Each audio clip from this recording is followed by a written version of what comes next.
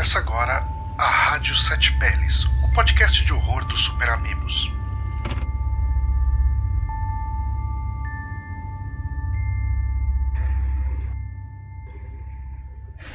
Sim, começando aqui mais um Rádio Sete Peles, o podcast de terror com a equipe do Super Amigos. Eu sou o Johnny Santos, estou aqui com o Guilherme Bonatti. Você quase falou mais um saque hoje, né? Você quase errou o podcast, né, Johnny? Senti uma pausa de que alguém ia errar o podcast. Eu parei pra pensar um pouco pra ver se a gente tinha um nome específico pro podcast, mas não, né? O podcast e o feed chamam Rádio Sete Peles.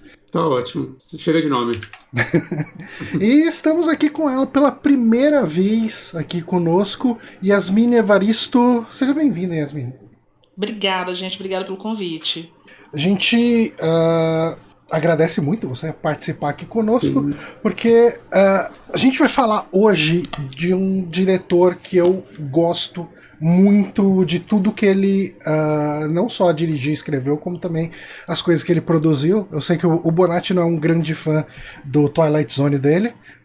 Gosto de alguns episódios. Mas eu gostei mais do que desgostei. Uhum.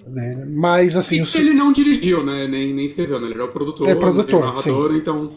Até acho que se ele tivesse dirigido e escrevido, talvez fosse melhor, porque eu acho que os filmes dele tem muito de Twilight Zone. Tem. Eu acho que dá pra imaginar, mesmo esse filme que a gente vai falar hoje, que é o Nope, Não Olhe, daria pra imaginar ele como um episódio de Twilight Zone. Se você limitasse algumas coisas nele, reduzisse alguns escopos, acho que dava pra pensar nele assim. Mas a gente sempre abre o podcast falando sobre como a gente conheceu o filme, qual foi o primeiro contato, o que pra esse a gente não precisa, porque o filme tá no cinema ainda, então não é um filme que vai despertar muita nostalgia por enquanto, exatamente, mas a gente pode falar do nosso contato com a obra do Jordan Peele, né? Como que a gente conheceu e onde que a gente começou a ver. E eu queria começar com a nossa convidada, Yasmine. Você lembra qual é o seu primeiro contato com o Jordan Peele? Durante um bom tempo eu achei que tinha sido justamente pelo Corra. Eu tinha visto um trailer quando saiu, tava em algum grupo de cinéfilos, alguém mandou. Galera que sabe que eu gosto de terror já mandou: olha, Yasmine, eu acho que você vai gostar e tal. E aí na época eu tinha começado a estudar algumas coisas sobre representação e representatividade de pessoas negras no cinema. Sim. Então eram dois assuntos que tangiam o filme, né? E o tipo de pesquisa que eu fazia e de cinema que eu gosto de assistir e tal. Só que depois, quando eu fui ver, aí eu assisti o filme e tal, passou. Quando eu fui ver uma foto do Peele, poucos dias depois, ou no dia que eu assisti o filme, que eu fui procurar, foi alguma coisa assim, eu percebi que eu já tinha assistido alguns episódios daquele Key and Peele, que é com ele o... Esqueci o nome do cara. Alguma coisa Key. Keegan Michael. Keegan, alguma coisa, isso, exatamente. E eu já tinha visto porque passava no TBS, Comedy Central. Então foi algum rolê desse de eu estar de madrugada assistindo alguma coisa, procurar, ver os dois caras, assistir, né? E são umas sketches muito boas, né, as deles. Tem. Nossa, eu amo uma que é dos zumbis, que ele faz também essa crítica à questão racial bem enfática, assim, que é todo mundo fugindo dos zumbis e os caras negros começam a andar na rua e os zumbis não querem pegar os caras negros. Eles atravessam um bairro e vão parar num churrasco, assim. Só a galera, os pretão, tudo ouvindo os hip hop e tal, assim. É bem massa o que eles fazem nisso. E aí já com essa pegada, né? É uma comédia, mas eles já pegam um elemento de terror. Tem um... Não chega a ser um gore, mas tem um gorezinho ali, porque ele coloca um sangue e tal, etc. Esse eu assisti, inclusive, depois de já ter conhecido o Jordan e tal. Mas é isso, eu já tinha visto ele atuando, mas não tinha ligado o nome à pessoa. Não sabia ainda quem ele era, o que ele produzia. Sequer sabia que ele era um cara da comédia.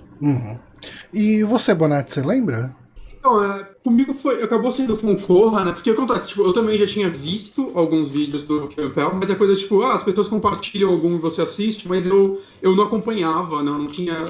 Eu não conheço muito séries de comédia de sketches americanas, né? Eu não, né? Tipo, não é uma coisa que eu acompanho só. Mas, inclusive, eu tenho vontade de algum dia pegar e, tipo, dar uma maratonada em Campbell, porque todas que eu vi, sem exceção, foram excelentes. Mas quando saiu o Corra, eu lembro, tipo, não foi nem antes, foi depois que ele saiu mesmo, eu vi, tipo, muitos podcasts que eu sigo comentando dele, né? Falando, o Overloader fez um review dele e tudo mais, e eu fiquei muito interessado. Então eu acabei assistindo o Corra pouco depois, assim, que ele saiu, por causa de recomendações, né, de pessoas que a gente conhece. Amei o filme. Tipo, na verdade, assim, a primeira vez que eu vi o Corra, eu lembro que eu achei um filme muito legal, mas eu tive muitos problemas com a parte que ele explica demais, né? Que é um problema que eu tenho um pouco com Corra e com o Us, que eu sempre achei que eles poderiam ser mais vagos em suas explicações. Né? Então eu fiquei meio, putz, eu acho que eu gostaria desse filme mais se ele não fosse de terror, apesar de eu amar terror, né? E com o tempo, assim, minha opinião mudou completamente. Não, tipo, eu ainda acho que os 2 primeiros filmes dele, ele explica muita coisinha que ele poderia deixar mais vaga, né, que eu acho que o conceito acaba sendo mais legal do que a explicação, e acho que essa é uma coisa que eu gosto muito do Nope. Mas, será assim, tipo, Jordan Peele hoje, com certeza, assim, qualquer filme que ele for dirigir no futuro, vou estar lá pra assistir, saca? Eu acho que é o quanto que esses filmes cresceram em mim, assim, com o passar do tempo. Principalmente o Us, né? O Us eu já vi no cinema e eu acho que é o meu favorito dele até agora. Eu comecei pelo Us.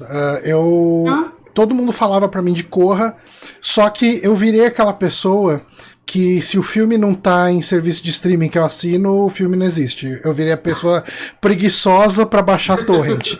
Né? E eu tô tentando mudar isso, né? Mas todo mundo falava muito bem do Corra. E falou, cara, esse diretor é foda, você precisa conhecer, precisa ir atrás, não sei o que e tal. Eu falei, uma hora eu vejo.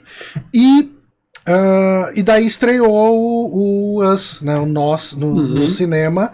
Eu falei, cara, tá, beleza, esse não tem desculpa, tá no cinema. Vivíamos numa época pré-pandemia ainda, então o cinema era completamente ok de ir.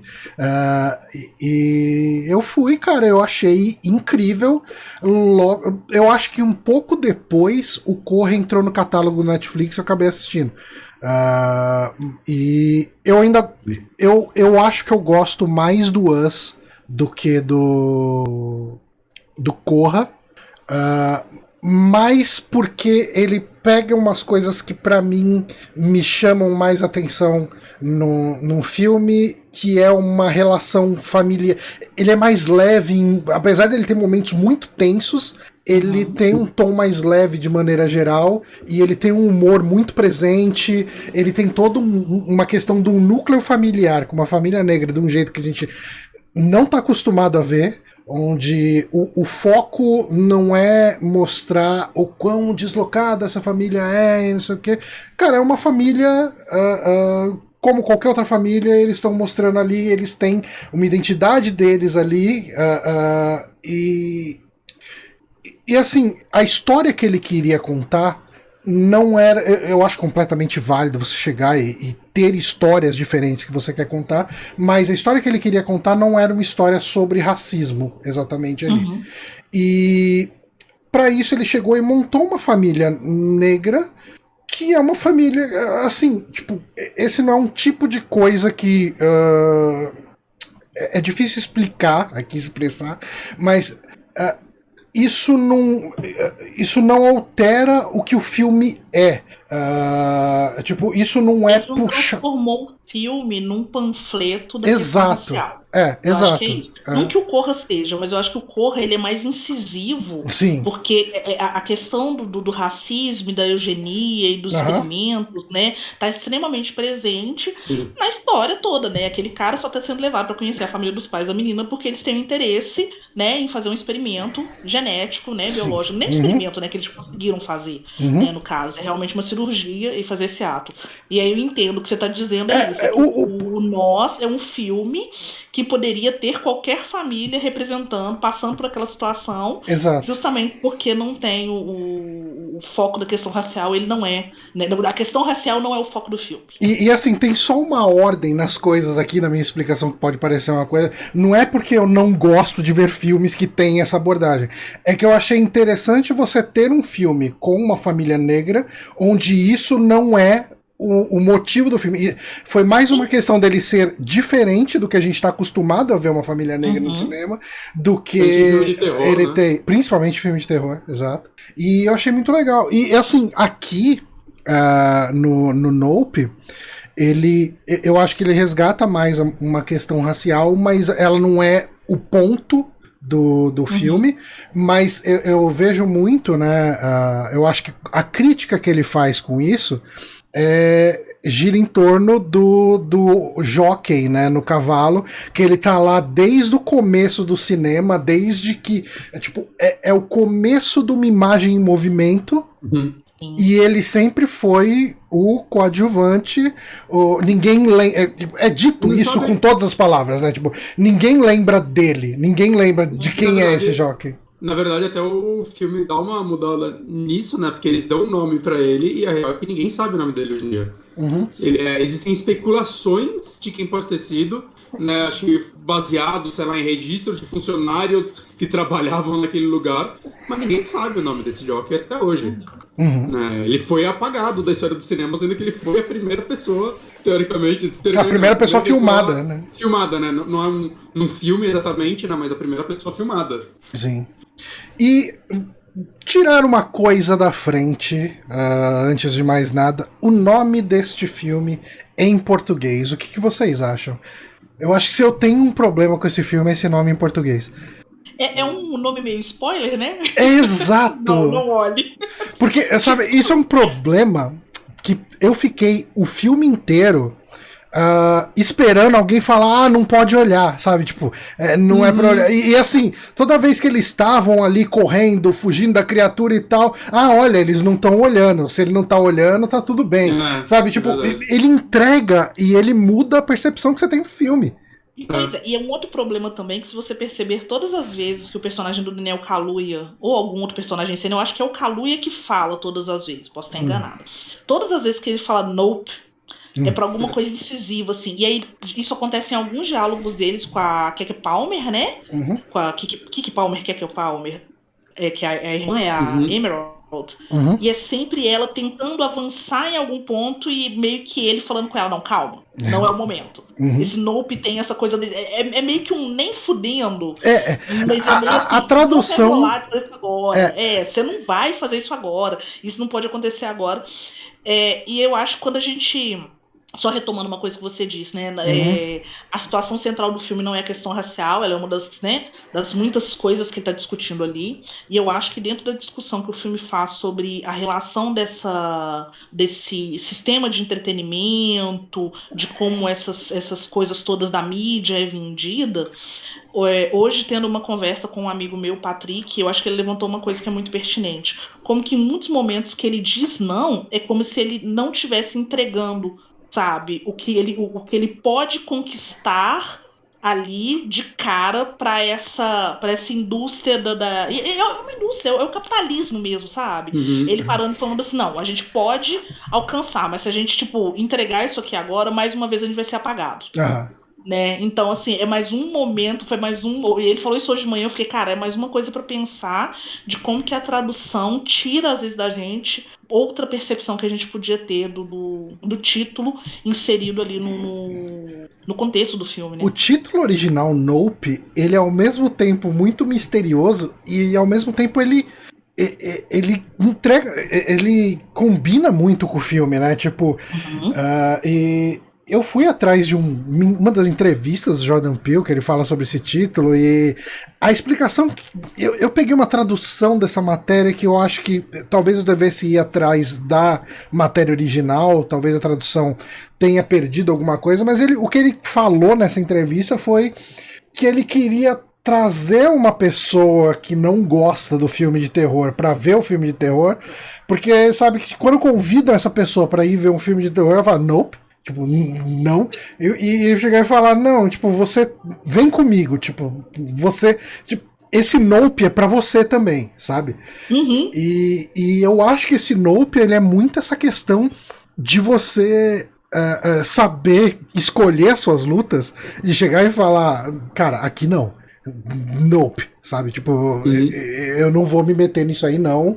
E é a coisa que o protagonista fala em algumas situações também, né? Tipo, quando os supostos alienígenas aparecem, ele fala, sabe que ele vai embora, assim, porque...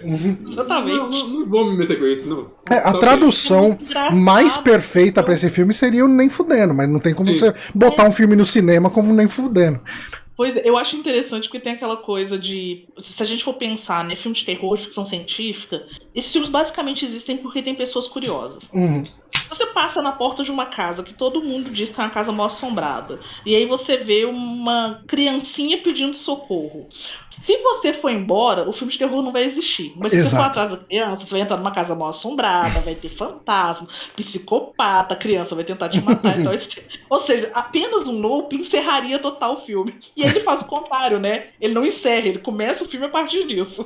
E esse é até um negócio, né? Que, tipo, eu sempre achei uma coisa legal dos filmes de Jordan Peele é que, pra mim, nos filmes dele, os protagonistas nunca são burros, né? Eu sempre falei isso aqui, que eu acho que um filme de terror funciona muito melhor quando o protagonista não é burro, porque significa que o vilão tem que estar acima disso, e isso torna ele mais assustador, né?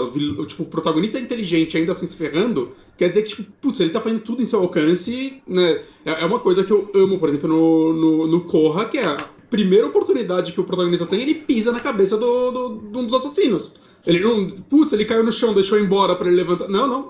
Vamos garantir que ele não vai levantar. Saca? É uma coisa que ele faz nos filmes dele. E esse é o primeiro que, tipo, eu não vou falar que eles não são inteligentes, porque eles são, mas é o primeiro que, tipo, logo no começo poderia ter acabado o filme com eles indo embora de lá. E ele luta pela. Mas é porque nesse caso o filme é sobre ele querendo, sei lá, lutar pelo rancho, dele, né? pela. O rancho, a história sobreviver. da família dele, O que ele vai fazer fora dali também? Sabe? Exato, né? O único protagonista que no final acaba sendo burro nem protagonista, é o diretor mesmo, mas mesmo assim eu vejo um propósito no que ele tá falando. O diretor não. É isso que eu ia falar, eu não acho que ele é um burro, não. Eu acho que ele é um entusiasta.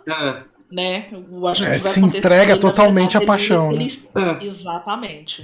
Exatamente. Eu escrevi uma crítica e na crítica eu ainda comparei até aquele cineasta com o Capitão Ahab.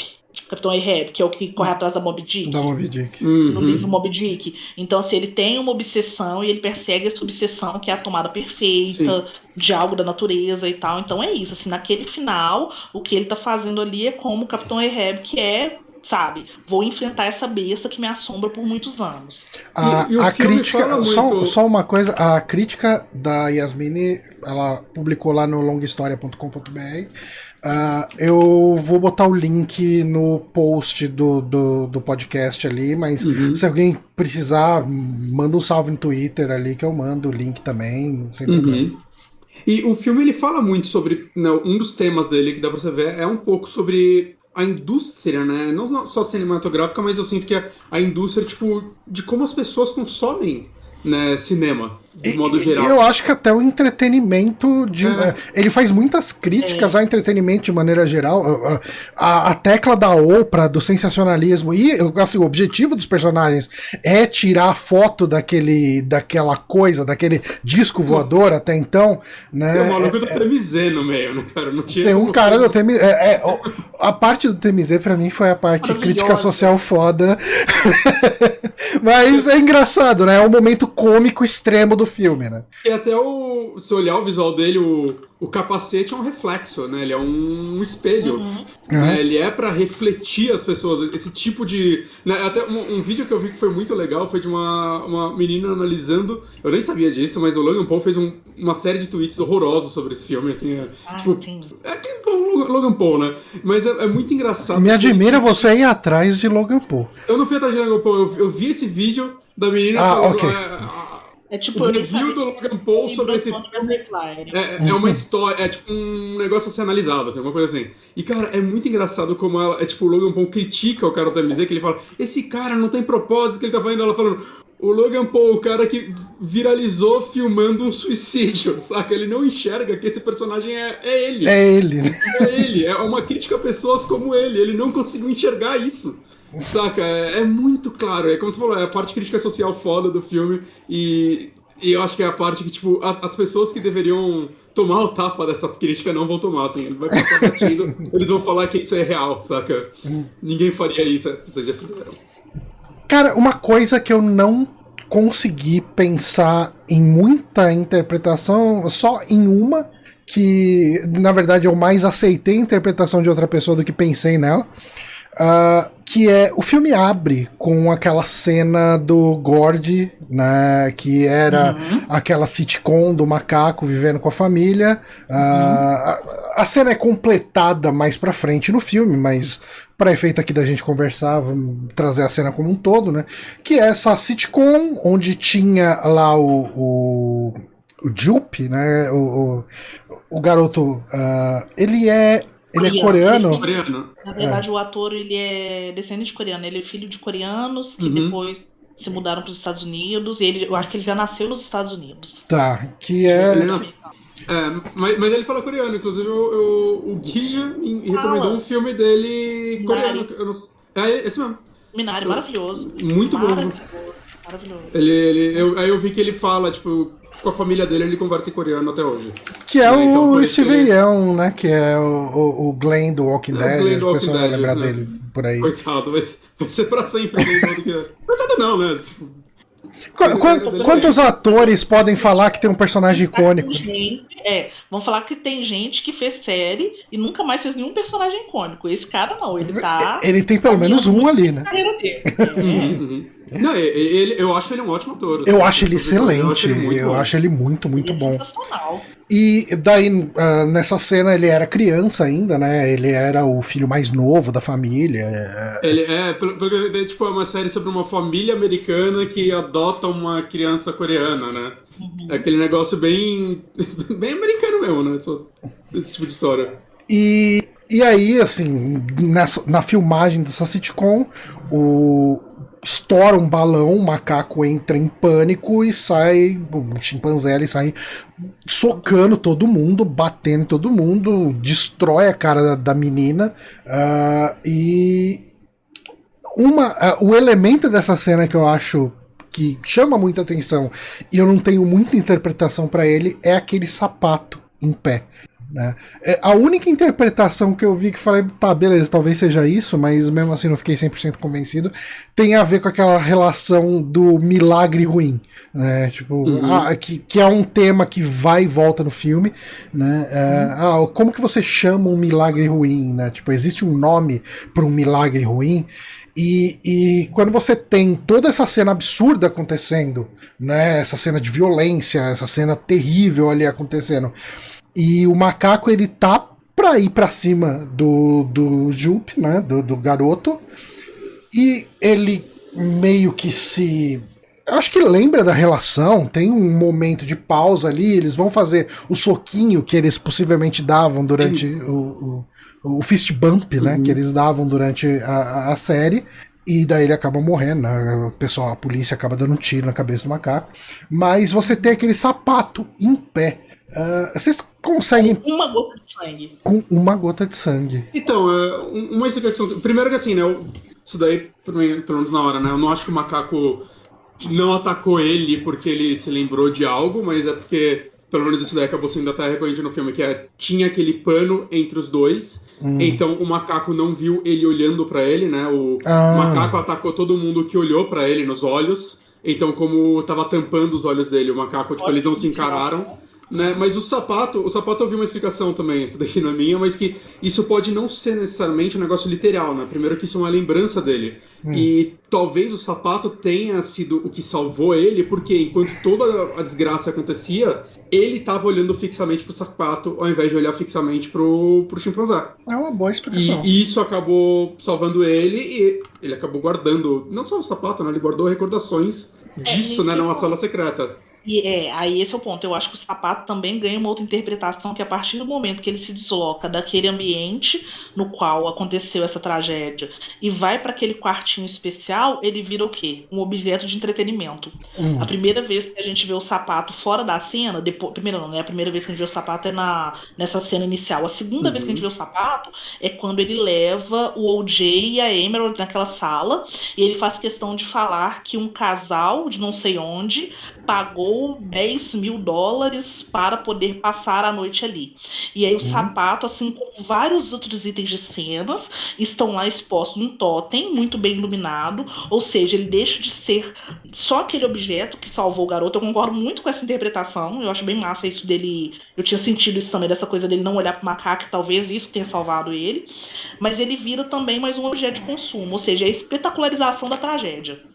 E se a gente está falando justamente dessa mídia que espetaculariza e arrecada grana em cima dessas coisas, o sapato, ele nesse deslocamento temporal, ele passa a ser também um objeto de consumo. Ele reforça essa ideia do consumo e dessa grana. Ele é um elemento do entretenimento, né? Ele tá ali naquela memorabilia da sala que ele cobra extra pro pessoal ver, né? E o próprio personagem dele, né? Ele é um personagem que, tipo, ele trata isso pros outros como algo que só aconteceu, né? Que ele esperou, mas na cena do flashback você vê que ele tá relembrando. Isso é um trauma real pra ele até então, né? E ao mesmo tempo que parece que ele não entende o porquê o macaco não tá com ele. Porque quando chega a outra criatura, ele acha que ele tem uma ligação tal qual ele tem com o macaco, né? Com o chimpanzé. Né? O que não é verdade. O que salvou ele do chimpanzé. O que salvou ele do chimpanzé foi o véu. E na criatura isso não existia mais. Ele olhou a criatura nos olhos. Esse lance de... Eu assisti o filme 2 vezes, né?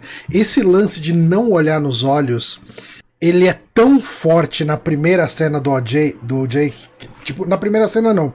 Na cena que ele já tá no set de filmagem com o Lucky, né, ali e tal. Dessa cena, né? Cara, essa cena, ele não olha nos olhos de ninguém ali. Ninguém. Cara, ele olha de lado pra todos os personagens. E eu falei, putz, será que ele não olha nos olhos de ninguém durante o filme inteiro? E eu senti depois, tipo, nessa segunda vez que eu assisti, prestando mais atenção, toda vez que ele sente que alguém tá numa posição de poder acima dele, ele não olha nos olhos. Tipo, ele evita o contato. Então, o lance dele não olhar nos olhos, né, da criatura já vem tipo de um comportamento que ele tinha antes, é uma coisa estabelecida antes dele descobrir que isso era uma realidade, né? Ele descobre isso olhando outras coisas que acontecem, né? Mas isso já era um comportamento dele que já preveniria ele de sofrer o destino que as outras pessoas sofreram, né? Uma outra coisa só, mas eu não sei se é porque é um negócio meio recente, mas quando o Steve O começou o Rick, né, no filme, começou a contar a história dele, né, que depois disso ele parou de atuar, não conseguia mais papéis e tudo mais, eu pensei muito num paralelo com eu não sei, eu provavelmente vou matar o nome dele, mas o Ke Huy Quan do Goonies, né, que agora voltou com Tudo em Todo Lugar ao mesmo tempo, né, que mesma coisa, né, ele só conseguia papéis de o garoto asiático, né, no caso ele é do Vietnã, e ele abandonou a indústria, né, isso daí foi algo que acontece até hoje, né, e eu senti muito, tipo, eu não sei se é porque os dois filmes saíram muito próximos, aí a história dele ficou tão em destaque, mas quando ele começou a mostrar a história dele de que, tipo, ele não é mais ator, ele, né, teve que arrumar outras coisas, eu pensei muito nesse paralelo, não sei se ele fez pensando nesse tipo de crítica, eu acredito que é possível. Eu acho que é possível, dentro do filme, nesse momento que o Jupe mostra o quarto pra Emerald, pro O.J., a Emerald fala de uma série que ele fez antes da Casa do Gordon. Sim. E aí ele falou pra ele assim, você era um dos garotos, que é a série do Faroeste. Que dá toda a temática ao parque. Aí ela fala, você era do não sei que lá, do jovem cowboy, jovem xerife, é um negócio assim, que é o nome da série. Tinha aquele garoto e tal, eu gostava muito daquele garoto negro. O que será que aconteceu com ele? E aí o Jupe não responde, faz alguma coisa assim com a cabeça, um sinal, alguma coisa, e não se fala mais. E aí, conhecendo, né, um pouco dos filmes do Peele e essa crítica toda que ele faz, com certeza ele tá falando justamente disso, de personagens racializados que acabam ficando presos e só conseguem fazer personagens racializados. Se a gente deslocar e for pensar em outros filmes, quantos atores que a gente conhece que, por serem atores latinos, sempre fazem um personagem estereotipado de latino, sabe? Eu tava vendo um episódio de... ou foi Havaí 5-0 ou foi CSI Miami. Alguma coisa aleatória dessa assim na TV. E aí aparece um cara Ele é latino, eu não sei se ele é mexicano, ou se ele já é americano, filho de mexicanos e tal. Que é um cara careca, que ele é todo tatuado. Ele é um cara já mais velho, de 50 anos. Uhum. Aí eu fiquei puxando pela cabeça, eu falei, cara, eu acho que eu nunca vi esse cara fazendo um papel que não fosse de um bandido de cartel, de um bandido de algum grupo de tráfico, de sequestrador, sabe? É Uhum. sempre um rolê muito desse. E me fez pensar também no Dani Trejo. Quantos O anos que ele Dani Trejo é o mesmo papel a carreira inteira. até que o Roberto Rodrigues chama ele pra fazer uma série. É a Exato. primeira vez que ele faz um herói, Protagonista, né? Uhum. Um protagonista e um herói. Ele sempre é o vilão. Uhum. Então, eu acho que o Pino também tá falando um pouco disso, assim. Eu acho que juntando isso né, que vocês trouxeram Sim. do seriado, é sobre uma família americana que adota um garoto asiático, e é bem isso, é asiático mesmo, colocando todo mundo que é da Ásia no mesmo balaio. Uhum. Esse personagem negro que sumiu, o cara da fotografia que não tem um nome, e aí o Peel dentro do Nope dá pra ele um nome, dá pra ele um legado. Uhum. Acho que é importante, né? É uma homenagem pra ele, apesar de tudo, né? Mesmo não descobrindo quem ele é. E para todos os outros que foram apagados, tem um filme da década de 90 do New Queer Cinema que chama Watermelon Woman, que é da Cheryl Dunne, uma diretora lésbica que conta, ela inclusive interpreta, ela é roteirista, diretora e atriz principal. E é a história de uma mulher que mora nos Estados Unidos, Nova York, por ali, e ela resolve fazer um filme, Nova York, Chicago, enfim, resolve fazer um filme, um documentário investigando a vida de uma mulher negra que ela viu numa fita de vídeo, e essa mulher negra era uma personagem que não... ela, de alguma maneira, se identifica, porque ela acha que é uma personagem que, mesmo fazendo um papel de submissão, essa mulher não baixa a cabeça. Seria uma coisa dela. E aí ela vai investigar a história dessa mulher, e aí ela dá pra essa mulher um nome, dá uma história e tal, etc. E é um filme que, assim, você assiste o filme inteiro achando que é uma história real. E não é uma história criada. Essa Watermelon Woman, ela nunca existiu, mas para poder falar dessas pessoas negras que foram esquecidas e apagadas por anos da indústria hollywoodiana, ela cria uma narrativa, mesmo que falsa, para poder falar assim, essa pessoa não existiu. Mas quantas pessoas como essa existiram e a gente nem ficou sabendo da existência delas, né? Então eu acho que o Jordan tá fazendo a mesma coisa. E eu acho que uma coisa que o Jordan Peele tá fazendo aqui é uma coisa que a gente acaba vendo muitos diretores fazendo, tipo,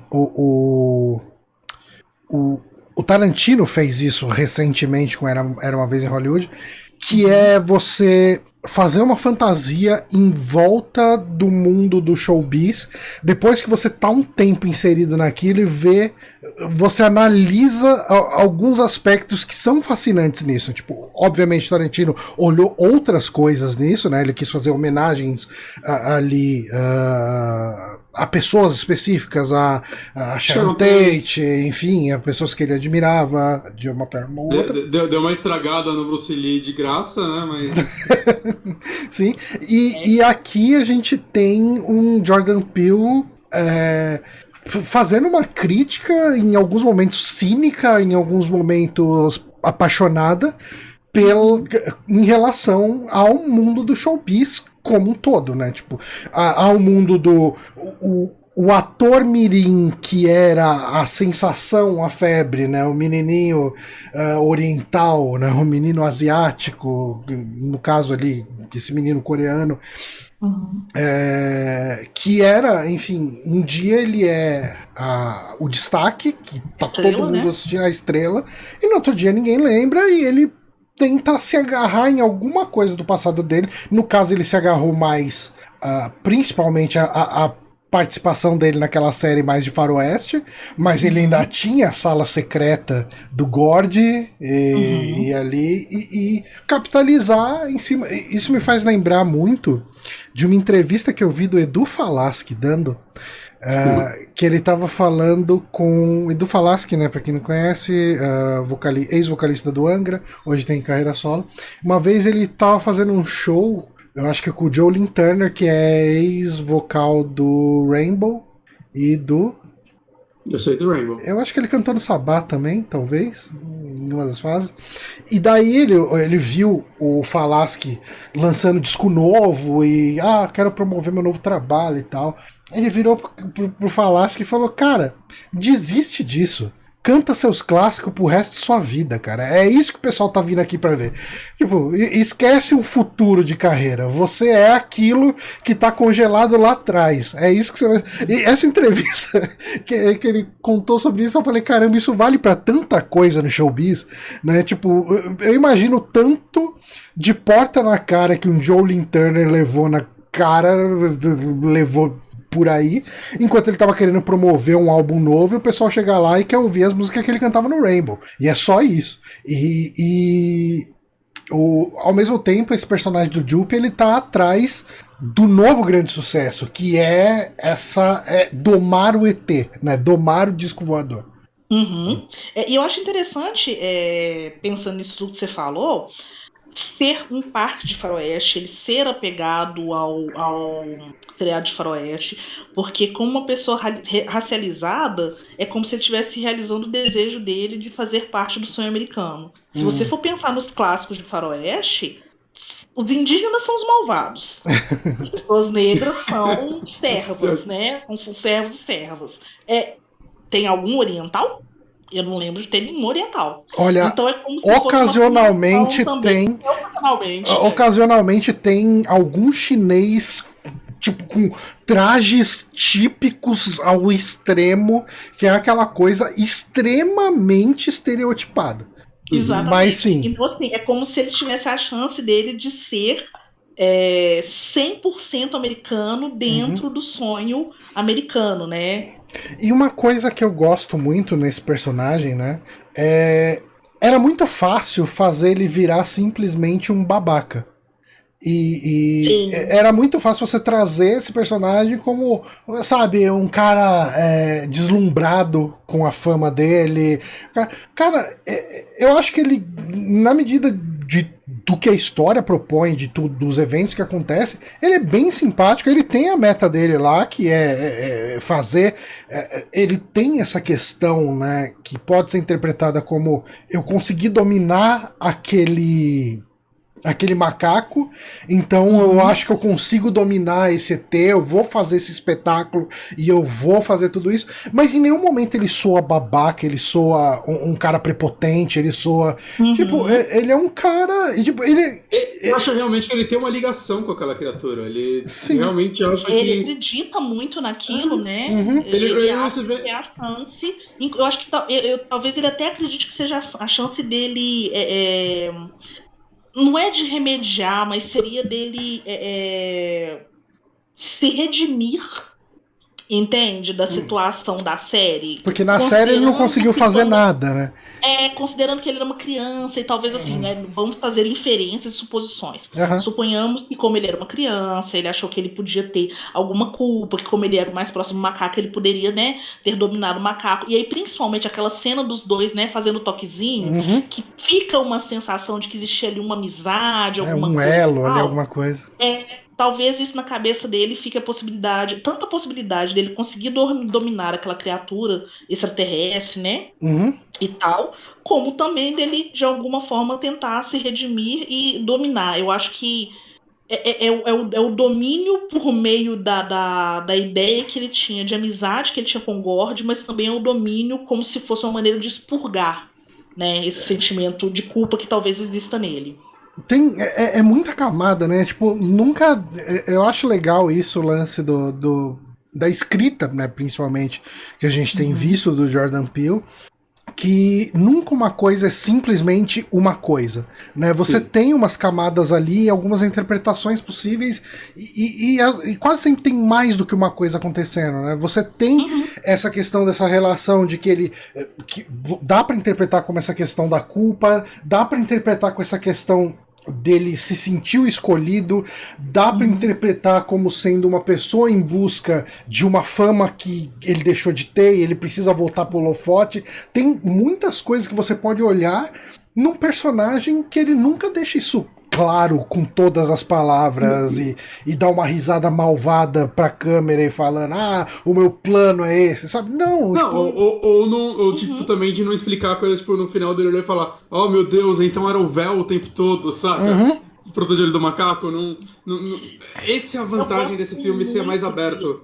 Eu gosto muito disso, de filmes que deixam várias possibilidades, não porque ele quer confundir o espectador, mas porque ele quer permitir que o espectador crie, né, suas próprias Uhum. soluções para o filme, né, suas próprias ideias e tal. Outra coisa que eu gosto bastante também, pensando nessa questão dos personagens, ah, no Corra a gente tem ali, obviamente, quem são os vilões, quem são os mocinhos, Sim. né?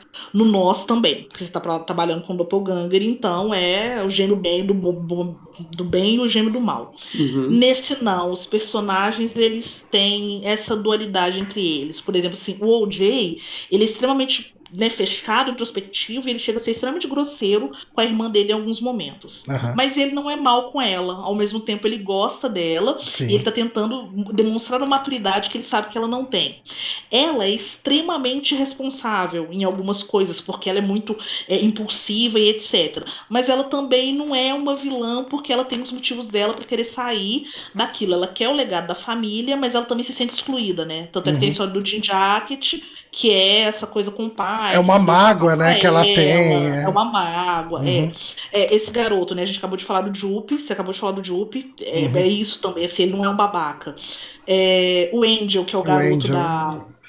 o técnico, né? Nossa, Uhum. das primeiras vezes que ele Ele- aparece, ele é tipo o grosseiro que quer vender e o chato que depois quer matar trabalho, mas é Uhum. curioso também, e vira um grande aliado. Eu falo que assim, tem um ponto do filme que o Angel vira o protagonista, Não, ele não sabe? deixa Ele eles na sabe mão, ele vender. planeja tudo, ele é um personagem incrível também. E o próprio diretor, que as primeiras aparições do diretor, ele no set de filmagem, ele é extremamente seco, ele tá de saco cheio daquilo, ele não quer saber o que tem da parte técnica, ele só quer gravar, e aí Uhum. depois você percebe que é isso, que é porque ele tem uma obsessão com o tipo de imagem que ele vai captar, ele tem um amor pelo cinema, ele tem um amor pelo analógico. Acho que Aham. isso é bem importante da gente lembrar, né, que a gente tá falando de filme que vai lidar com várias tecnologias, e eles todos vão ser salvos justamente pelo analógico. E ele até tem uma frase que ele fala quando estão tentando convencer ele a gravar, que ele fala, eu já tô acostumado com isso, é um pra eles, um pra mim, né? Que falam que é uma coisa muito comum para principalmente diretores, né? Mas outras pessoas da indústria também, que é você faz um filme pro estúdio para depois Uhum, você poder fazer um filme pra você. Né? sim. É o diretor fazer um filme da Marvel para ele poder. Saca? É o James Wan fazendo Velozes e Furiosos para ele poder fazer o Maligno. Sim. O diretor, né, entrega o dinheiro pros caras e agora deixa eu brincar aqui e fazer realizar meu sonho nisso. Né? Algo muito comum que, felizmente, aparentemente, o Jordan Peele tá fora dessa. Né? Ele é incrível como em 3 filmes ele conseguiu vender o nome dele dessa forma.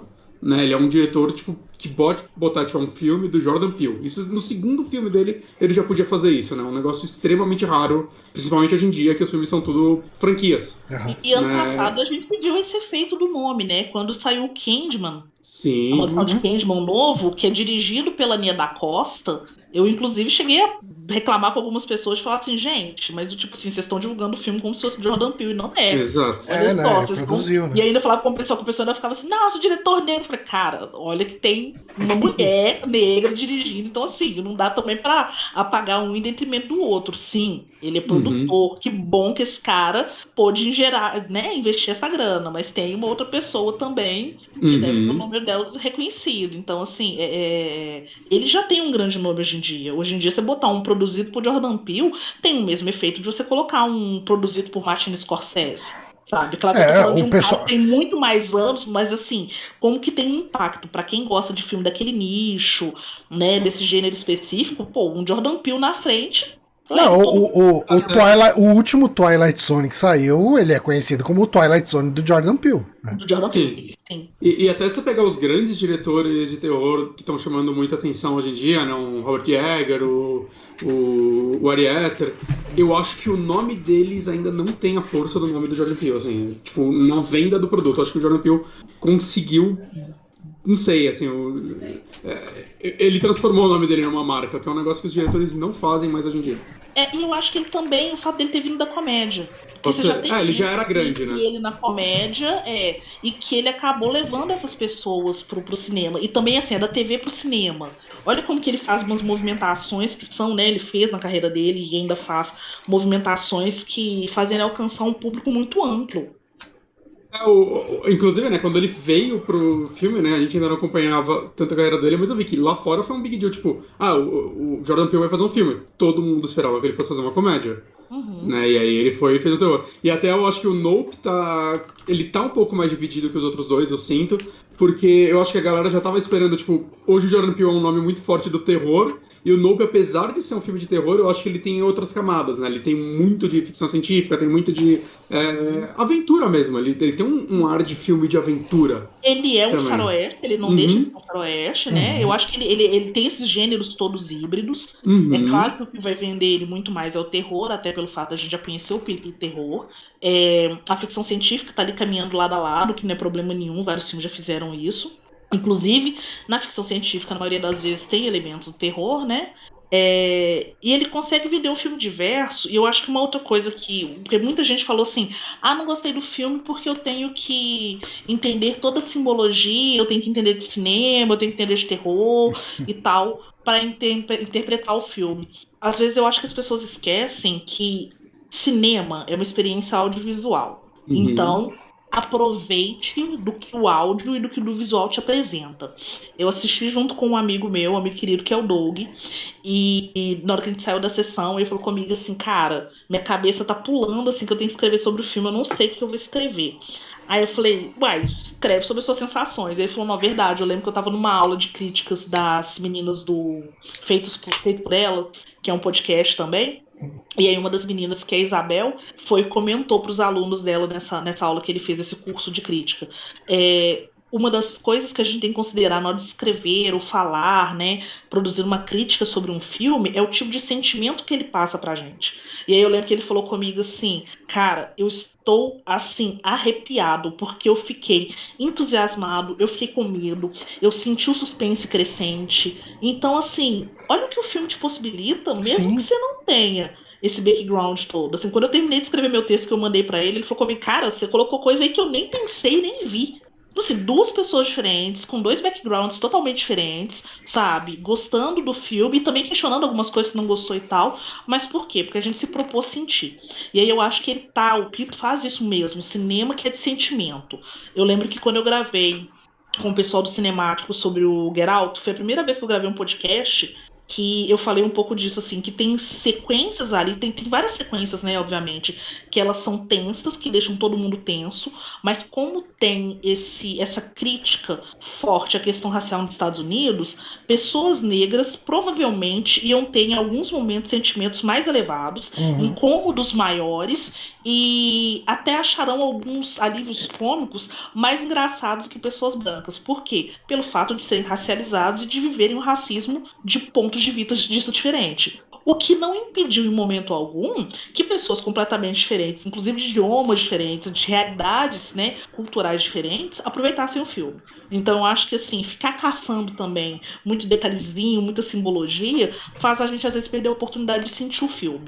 E eu acho que Nope é um filme completamente sentir. Aquela. Sabe a sequência do celeiro? Que o OJ vai pro celeiro porque ele vê a. Tem alguma coisa que fica ligada reproduzindo um vídeo. E aí Uhum. aparecem as criaturas. Não são as criaturas, são os filhos do Jupe. Sim. Sim. A última vez que eu tive um cagaço, que nem eu tive naquela cena, foi assistindo Sinais. Eu fiquei tensa como se eu estivesse vendo Sinais. E aí quando você Sinais é uma percebe referência muito forte nesse filme, né? extremamente. E eu ainda Uhum. lembro que eu ainda falei, cara, isso é muito. Estou sentindo mesmo que eu senti vendo sinais e tal. E aí passou a cena, eu ainda tava tensa. Então, assim, olha como que ele conseguiu ativar um gatilho de alguma memória que eu tinha. E aí esse sentimento de tensão ficou em mim ao ponto de eu só ir potencializando ele à medida que as outras questões iam surgindo. Então, assim, a importância de você ter uma direção tão pessoal e ao mesmo tempo de você, como espectador, se propor a sentir o filme, cara, sente o filme. Fica muito preocupado com explicações, não, que tem hora que o filme precisa ser sentido e não explicado. E, Isso daí eu acho que eu e o Johnny, como fãs de giallos italianos, a gente teve que aprender isso no soco. é, A gente gravou um podcast sobre Suspiria alguns anos atrás. nossa, que triste E, esse assim, o meu podcast. sonho é fazer um remake de podcast, que é. Eu tenho vergonha daquele podcast, que foi a primeira vez que a gente Ai, viu gente, Suspiria. Se tem remake do Suspira, faz o remake do podcast Suspira. Porque a gente ficou o podcast inteiro tentando achar significado nas coisas, e hoje, assim, tipo, de lá pra cá eu vi muito filme italiano, e eu aprendi que, tipo, não precisa, assim, às vezes você só precisa sentir, só sentir. Não, a gente ficou pegando no pé de coisas que eram completamente normais pra filmes da época, e principalmente pro cinema italiano, de pegar atores falando idiomas diferentes e dublar depois o cara interpretou em italiano e você joga uma voz em inglês. E a gente falou, que coisa bizarra, o cara tá falando uma coisa completamente diferente, a boca dele. Cara, é isso, cara. Tipo, a bagagem afeta um pouco isso. Afeta. E daí, quando você tá assistindo um filme que você não tem a bagagem pra analisar ele de forma crítica, e você quer. Crítica não, de forma. Sei lá, dessa forma de crítico de cinema, vamos colocar assim. A gente não tinha essa bagagem nem de longe. E a gente queria fazer isso. Ao invés de chegar e falar, putz, analisar o que a gente tava sentindo assistindo aquele filme. Né? Tipo, falar do gore, falar do mistério, falar da questão das bruxas, falar, tipo, não, a gente quer analisar por que o filme é feito desse jeito, sendo que a gente não tem esse repertório, né? Falta repertório na hora de falar isso. Faz toda a diferença. Inclusive, pra esse filme, eu acho que foi muito bom pra mim ter visto 2 vezes, porque a primeira vez que eu assisti, eu achei ele um filme, principalmente, mais de ação do que de terror, incrível, sabe? Eu acho que eu adoro um filme onde o vilão tem regras, onde a ameaça tem regras, sabe? Tipo, porque você cria uma limitação e você vai fazer os artifícios de roteiro, os artifícios de cena, as coisas, tudo girarem em torno daquilo. Ele precisa, o Fred Krueger precisa ser atacado, precisa trazer ele do sonho pra cá, sabe? Tipo, você tem as regras, você trabalha em volta dessa regra. E o arco final do filme, da luta contra a criatura, e o lance, cara, de que os olhos dos bonecão de posto olhando pra ele era o suficiente pra fazer ele buscar eles e tal, isso é incrível, é maravilhoso, sabe? Tipo, isso, assim, eu não preciso fazer uma análise do da crítica à cultura pop, a crítica ao entretenimento, pra absorver essa parte do filme. E às vezes. Se você presta atenção no filme, essa coisa do olhar tá exposta desde o início. A primeira explicação que o O.J. dá ali no set de filmagem, que ele pede para as pessoas é o quê? Não olhe nos olhos do cavalo.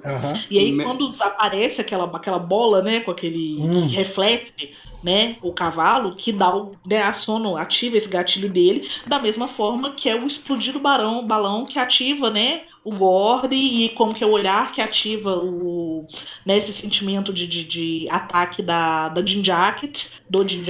Então, assim, olha como que isso já tá dado o tempo inteiro. Se você presta atenção e vai observando essas coisinhas, você nem precisa ter um background. Você precisa estar o quê? Prestando atenção no que o filme está te oferecendo, né? E tem essa questão de que quando você pega pessoas diferentes vão interpretar coisas diferentes. Eu vi um crítico negro falando, de novo, eu vi isso depois de ter assistido o filme, falando que isso pode ser uma alegoria a como uma pessoa de cor não pode olhar de cara por uma autoridade, porque ela vai se ferrar. Se você encarar um policial, você vai tomar porrada. Tipo, e assim, é uma outra interpretação, uma outra crítica totalmente diferente, sabe? Tipo, Exatamente.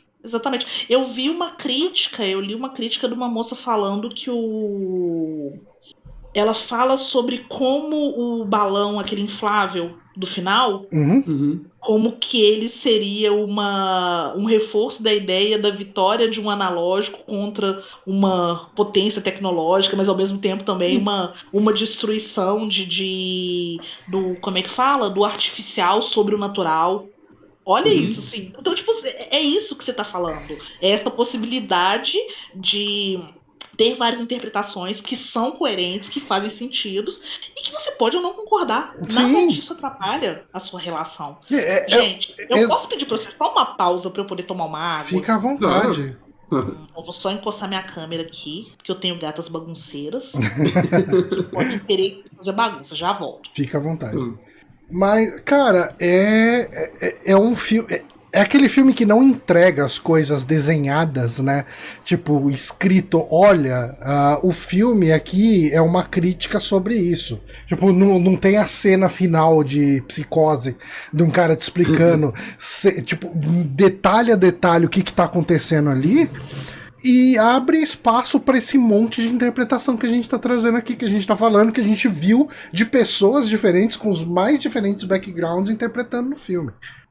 Falando em Psicose, só uma triviazinha, mas eu não tinha reconhecido, mas o diretor do comercial que ele tá gravando é o Oz Perkins, o filho do Anthony Perkins, do Psicose. Hum. Ele é diretor de cinema, né? Ele dirigiu Black Coat Dogger, que é um filme muito bom. E ele parece que ele trabalhou no Twilight Zone do Peele, então eles têm uma amizade aí. Eu achei legal botar ele lá. Mas isso que você falou também, tipo, do filme não necessariamente falar tudo, eu acho que isso fica muito claro na cena, né, que o O.J. Começa a reparar que você não pode olhar pra criatura, né, que eu acho fantástica, que é quando, tipo, ele tá dentro do carro, as pessoas entram na casa, a criatura não ataca eles. Tudo que tá fora, elas atacam.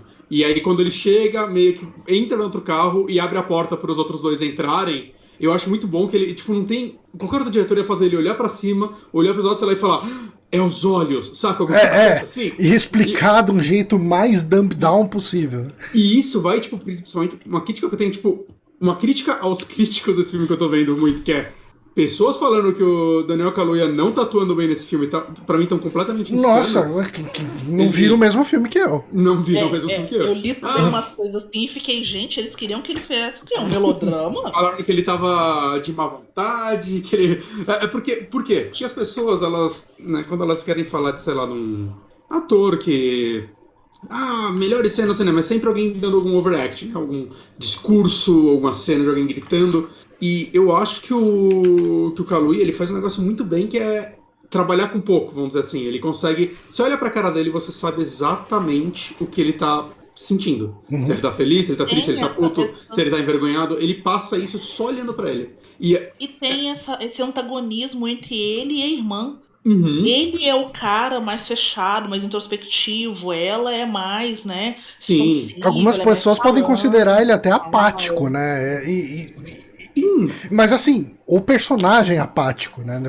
Não o ator. Eu acho que uma coisa também que a gente não, mas que algumas pessoas esquecem de observar é tudo que aquele cara tinha na vida era o pai. Tudo que ele fazia, o pai era a orientação dele. Então, assim, ele perdendo o pai, ele tá sem norte. Ele tem que começar a pensar como que ele se torna, né, a pessoa que vai cuidar da casa, porque ele acha que a irmã dele não vai querer fazer nada. Do trabalho que ele meio que nem tá pronto ainda, vamos dizer assim. O pai dele era o cara da empresa, né? E o pai, ele não tinha uma personalidade ele não tinha um entendimento nem de como ele ia manter esse legado. Ele tava aprendendo ainda, ele ainda tinha muito que aprender com o pai dele. Exatamente. Mas o que eu tava trazendo até essa crítica que a galera faz, mas eu acho que... Por quê? A cena que isso acontece, que ele repara isso, ele abre a porta, eu acho uma das cenas mais desesperadoras do filme, que é as pessoas vindo pro carro, a criatura em cima deles, ele olhando pro chão, batendo na perna, assim, tipo, pra eles irem rápido. Que é murchada pra caramba. E eu olho isso e falo, mano, vocês estão muito loucos, que esse cara não tá atuando bem, vocês não sabem o que vocês estão falando. E o pai dele só também, né, a gente não pode deixar passar, mas é o Keith Davis. Tem 1 minuto de cena. Que triste que é tão pouco dele, mas que legal ver ele. Fazia muito tempo que eu não via algo com ele, assim. Tirando, sei lá, documentário of Darkness, que acho que ele aparece. Nossa, fazia muito, muito tempo que eu não via algum filme com ele. Ele apareceu no Horror Noir também, que é o que fala sobre cinema de terror negro e tal. Eu tenho que ver. Eu comprei o livro. Não li ainda e não vi a série ainda. Eu tô usando o livro pro meu TCC. Que um dos meus objetos. Uhum. E outra coisa, você falou do Keith Davis, tem a questão também daqueles pôsteres que tem na casa. Porque eu lembro que na hora que eu vi o Keith Davis, eu falei assim, cara, é muito... Obviamente eu lembrei do Tarantino, que era, né, foi sempre uma referência de um diretor que resgatava pessoas que já estavam meio esquecidas e tal. Sim. E aí, no caso dos atores, tem 2 pôsteres. Um pôster qual que é mesmo? É um filme de faroeste do Poitier com o Harry Belafonte. E o outro É o filme com Poitier, se não me engano, que é o primeiro filme de faroeste com protagonista negro. Aham. Então, também tem essas coisinhas aí que mostram que eu acho que estão relacionada a esse momento que o O.J. tá vivendo dele ser o protagonista da própria história. Pensa só, ele sempre foi coadjuvante do pai. Com a morte do pai, ele precisa assumir, né, Uhum. essas soluções todas. E- Então, e- vários detalhezinhos, várias coisinhas que cada hora um vai pegar, cada hora um vai ler algo sobre, e isso eu acho que vai só enriquecendo as interpretações que a gente tem sobre o filme, né? e tem uma frustração muito grande, assim, nele, pelo visto, que é a irmã dele é muito melhor que ele na parte de vender o produto, vamos dizer assim. Que aquela explicação dela na frente da galera, que ela falou tudo que ele não estava conseguindo falar, é quase humilhante pra ele, assim. Que era o texto que o pai dele já passava no começo, né? É o texto de preparo pro pessoal que vai atuar com um cavalo. Então, ó, gente, tipo, não olha nos olhos do cavalo. Tipo, se vocês A tiverem história em do dúvida, vídeo, né? perguntam pra gente, E é sabe? legal mostrar o quanto que ele dependia do pai, porque olha só, ele sempre trabalhou com o pai enquanto ela. Na hora que conta a história da Jean Jacket, a gente vê, né? Que era sempre ele lá com o pai, e Uhum. ela sempre dentro de casa, na janela, observando, querendo ter a mesma oportunidade. Mas que ela talvez fosse a pessoa mais qualificada para estar ali à frente, ou não a mais qualificada, ela poderia também ser mais uma parceria, né? Sim. Sim. Mas Mas ela tá era a seguindo as menina, funções né? dela, né? Uhum. Ela quer ser atriz e tudo mais. Mas assim, uma coisa que a gente não falou, que não tem como deixar passar, é a criatura. Eu acho Hum, uma das coisas visualmente mais. Eu acho que é a criatura vai, alienígena mais fantástica que eu vejo em sei lá quanto tempo, talvez na história, de verdade, assim. Eu acho ela incrível que você passa metade do filme achando, ah, é o disco voador. E não, aquilo é a criatura. Eu adoro que essa transformação, essa mudança física que uhum, acontece na criatura.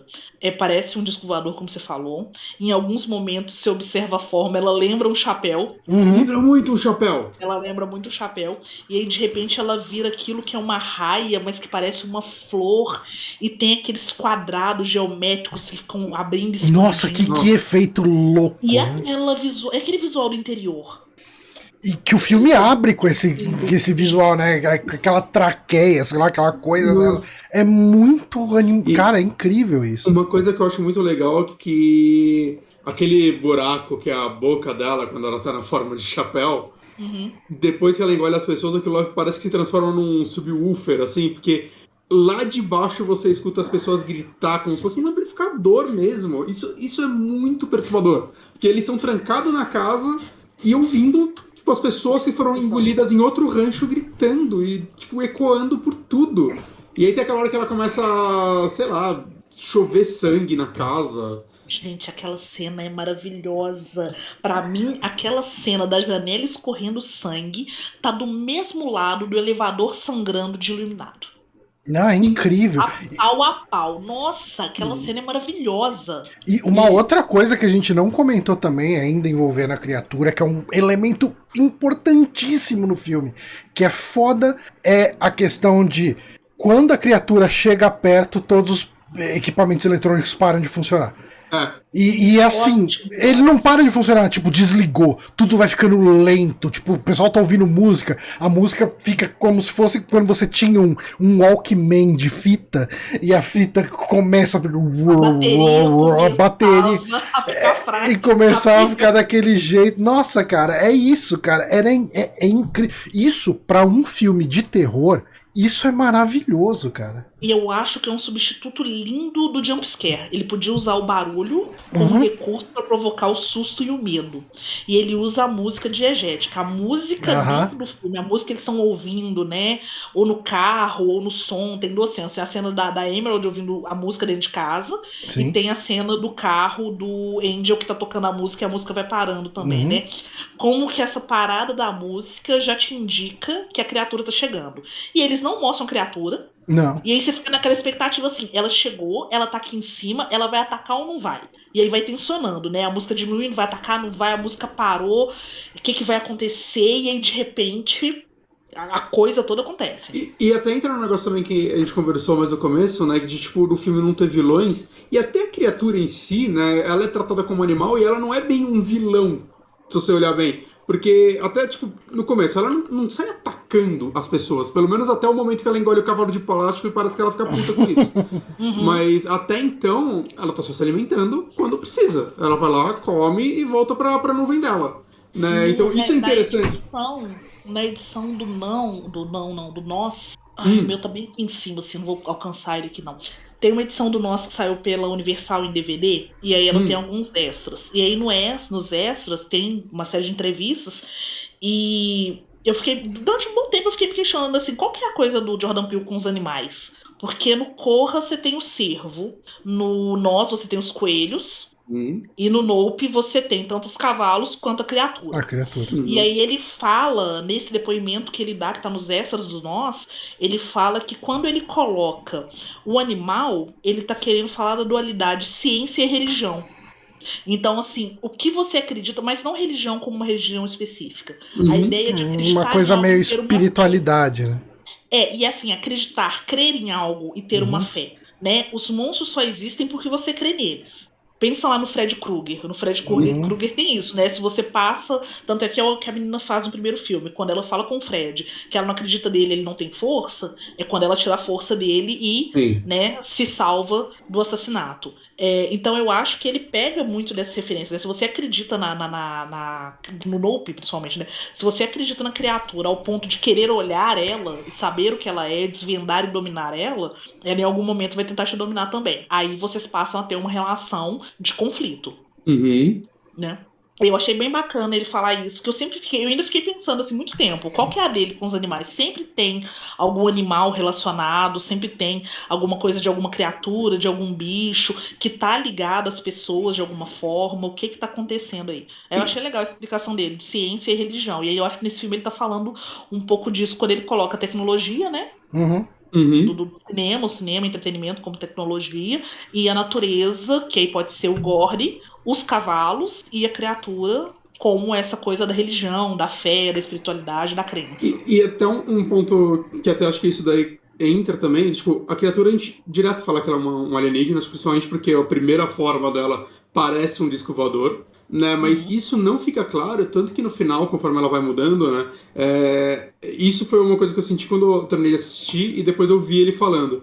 Que eu senti uma referência muito forte a Evangelion no final. Que aquela criatura, ela cria uma forma angelical, assim. É uma forma bela. Evangelion, mas eu li numa crítica estrangeira alguém falando de algum site ou jornal espanhol, inclusive, de alguém falando que a forma da criatura traz uma memória da descrição de como que é um anjo bíblico. Não o anjo que a gente conhece dessa forma, que seria humana com asas. Sim. Aquele anjo bíblico mesmo, não sei quantas asas, não sei tantos olhos, né? Uma coisa de uma espiral, que provoca uma confusão e ao mesmo tempo encanta, né? Você vive aquela relação do medo e do encanto, né? Com a barreira muito, muito tênue. E até a questão do jeito que ele leva, né, as pessoas e os cavalos e tudo mais, pode ser considerado, parece um arrebatamento, né, uma coisa quase bíblica mesmo. Tem uma forma específica dele no filme que eu vi imagem, assim, é igualzinho a um dos anjos do Evangelion, né, porque vale falar que no Evangelion as criaturas, né, os kaijus, são chamados de anjos. Né, parece muito, e eu vi o Jordan Peele falando depois que, tipo, sim, ele se inspirou muito, ele botou muito das inspirações dele de anime, que ele é fã de anime, ele fala, né, inclusive... a cena do Akira. Então, aquela cena da Akira, maravilhosa. Eu acredito que quando eu vi essa cena, não me deu o clique, que é tipo, não é uma referência, é um remake da cena da Akira. Inclusive, uma entrevista que eu vi com ele hoje, um cara perguntou pra ele se ele pudesse trabalhar com alguma IP e tal, qual seria. Ele fala que, tipo, ele não quer trabalhar com outras IPs, que ele prefere fazer as coisas dele, mas que em um momento da vida dele, ele pensou em ir atrás de Akira pra fazer algo, e ele falou, mas Akira já é perfeito, o que eu vou fazer com Akira? Né? Mas, assim, pegando aquela forma final pra mim, angelical total, faz ser tipo, a gente deduz que ela é alienígena só porque a gente não compreende. Ela pode não necessariamente ser alienígena, pode ser um deus antigo, um negócio Lovecraftiano, pode ser pode ser só um animal, pode ser... Ela pode ser um animal do céu que ninguém conhece. E tem todo o lance, né? Uma forma que parece uma raia, uma lula... aquela criatura meio marítima, me fez Uhum. pensar também nisso assim, toda vez que você vai ver alguma coisa sobre mar e tal, vai ler, sempre tem alguém que fala assim, existem espécies que nem foram catalogadas, porque ninguém sabe que A existe. gente E conhece se mais o essa não espaço do que for, do mar, né? exatamente. E se essa for uma criatura dos céus que a gente não conhece? Talvez ela não é alienígena, talvez ela é completamente terrestre Vivi nas e ninguém nuvens, às conhece. vezes.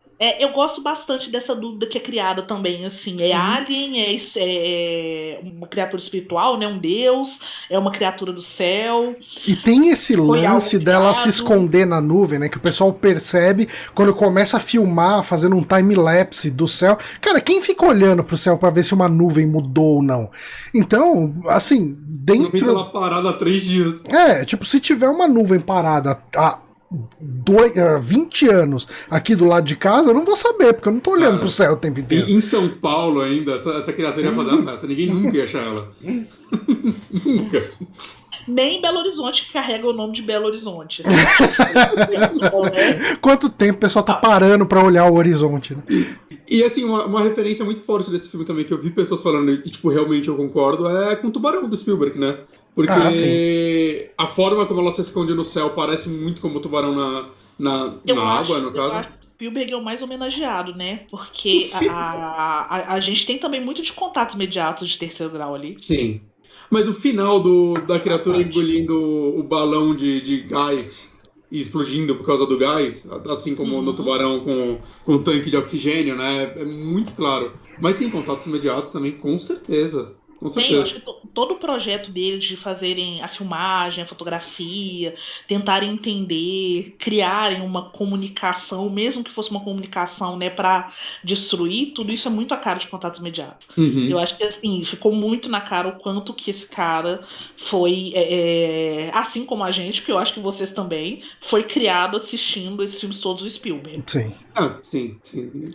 E a questão também do som, né? Ali, tipo, apesar de aqui ser uma coisa mais diegética, né? Realmente é um som que faz parte da cena, é uma coisa que tá inserida. No Tubarão a gente tem a questão do som, da música, do tema do Tubarão. E, Uhum. assim, puxando contatos imediatos, você tem o som de comunicação da criatura ali. Tipo, Sim. tá tudo muito ligado. É verdade.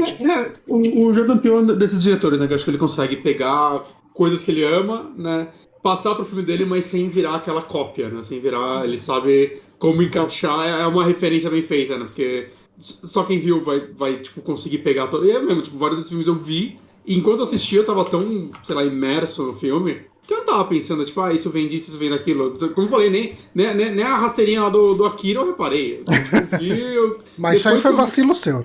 Foi, não, foi. Depois que eu vi a foto dos dois, eu tô, Sim, nossa, mano, culpado. como perdi isso? Tem até uma entrevista, um trecho de uma entrevista dele falando disso, né? Que é muito engraçado quando o cara E ele lança pra todo ele. empolgado, vibrando quando Ele, mostra lá ele comparando, né? eu tinha que fazer, não tinha como. Mas o É lance muito também. legal. E ele, olha só, ele faz uma crítica ao entretenimento, ele faz uma Uhum, crítica à indústria do cinema e ainda assim ele homenageia. Né? De certas formas, tá um pouco ali parecendo com o que o Tarantino fez com o Era Uma Vez em uhum. Hollywood. Que ele também conta a história do cinema e critica algumas coisas e tal. Eu acho que é legal essa galera que tá no cinema, que vive do cinema, que ama, né? Eu acho que tem um amor muito grande desses caras todos. E como que eles estão falando do cinema e ampliando a percepção que a gente tem, sabe? É E pra muito, muito legal. Outro que me lembra um pouco isso é o Pânico 3. Sim, Pânico sim. 3 também é um que faz umas críticas bem pontuais, assim, bem legais. Algumas bem à frente, né, do que se Nossa, esperava, né? eu revi. É muito engraçado porque eu não gostava do 3, né? E aí, recentemente, eu fui fazer uma maratona. Aproveitei que tava passando na TV, falei, vou assistir tudo. E aí, revendo o 3, eu falei, cara, eu gosto muito mais do 3 que eu gostava. Eu gosto mais que eu gosto do 2, inclusive. Justamente por conta Uhum. dessas coisas que você começa a pegar. Mas é o que vocês estavam falando também, assim. Se você tem um background diferente, se passam os anos, se você vai adquirindo mais conhecimento, as coisas vão ficando cada vez mais claras pra você. E eu tenho certeza que assistindo Pânico 3, assistindo Era Uma Vez em Hollywood, assistindo Nope daqui a 10, 20 anos, vão ser mais coisas que vão ficar perceptíveis ainda. E eu acho que assim, é uma crítica, talvez, que tem até um cheiro um pouco de frustração dele, no sentido. Muitos diretores a gente vê falando de. Tipo, a gente vive uma época em que, tipo, o Martin Scorsese não tá conseguindo levar filmes pro cinema. Né? Martin Scorsese tem ficar 15 anos lutando pra fazer o irlandês e ir direto pra streaming, né? A indústria, né, a forma como ela é levada hoje em dia. Eu vi uma entrevista muito boa com o Matt Damon falando sobre isso, inclusive, que eu não tô esperando. Eu vi também.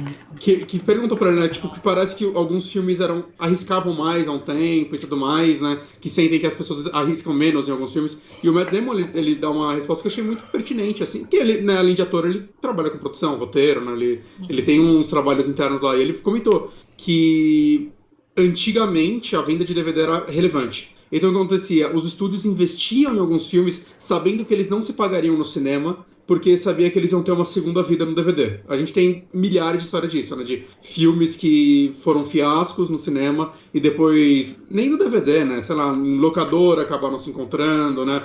John Carter fez a carreira dele assim, né? Todo final do filme do John Carter, por algum motivo, era uma crítica, era um fiasco e depois virava um clássico cult. E hoje em dia não tem mais isso, né? Hoje em dia, o máximo você vai para um streaming, que às vezes você ganha um valor fechado. Os estúdios não conseguem mais arriscar um valor grande num drama sem ter a certeza de retorno no cinema. Porque se ele não se paga no cinema, lascou. E essa zona de conforto também. O segundo episódio do podcast do Longa História, que eu vou mandar áudio, a gente faz uma análise assim de tipo se Hollywood esgotou as fórmulas de filme. E a gente vai falar basicamente dos filmes de heróis, assim, esse padrãozinho Marvel e DC, principalmente Marvel, que eu acho que é o mais marcante na atualidade. Sim. O padrão em geral, né? O padrão da Marvel, ele é muito nossa, fácil de enxergar, né? Você consegue ver o padrão ali, a linha de produção do filme da Marvel. Sim. E aí aquela coisa assim, os caras não querem arriscar, eles querem dinheiro. É uma indústria cara, os investimentos são caros, sabe, pra você poder manter isso. Então é preferível fazer meia dúzia de filmes genéricos, sabe, que não deixam de ser divertidos. Eu jamais vou fazer essa crítica falando não é cinema. Tem que ser divertidos por conta disso para fazer um filme fodão. Eu fico pensando assim, a primeira fase da Marvel eu assisti tudo. A maioria são filmes bons. Quando você entra na segunda fase, já começa a ficar tudo muito batido.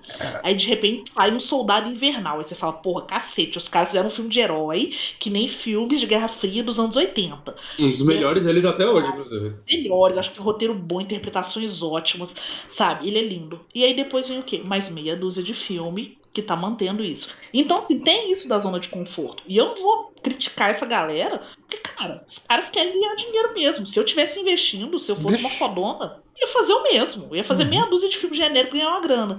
E não é de agora. Eu gosto muito de pesquisar cinema de zumbis.